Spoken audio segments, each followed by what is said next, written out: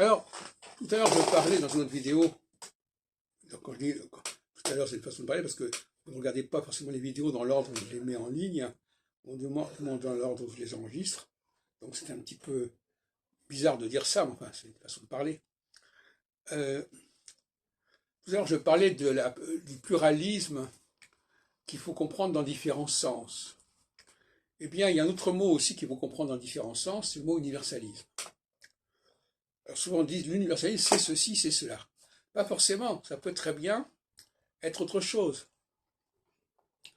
On peut être universaliste de façon solsticiale en disant que tout le monde est égal, et universaliste de façon équinoxiale en disant que l'on veut, de la verticalité et que l'on veut qu'il y ait un ruissellement et qu'il y ait une fécondation du haut vers le bas, ou du bas vers le haut, peu importe.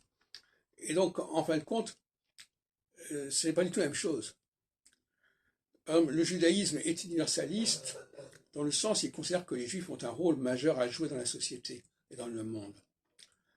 Mais on peut être comme les catholiques universalistes en disant que tout le monde doit être catholique, que tout le monde doit être chrétien. Le mot catholique veut d'ailleurs vouloir dire universel. Donc, il y a beaucoup de confusion à ce sujet.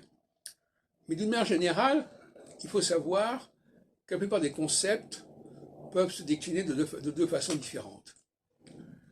Parce que tout simplement, nous sommes dans une cyclicité qui passe par des phases successives et en alternance. Et par conséquent, notre langage, on parle même d'indexicalité dans ce cas-là, notre langage va donner des connotations différentes selon qu'on est en phase solsticiale et selon qu'on est en phase équinoxiale.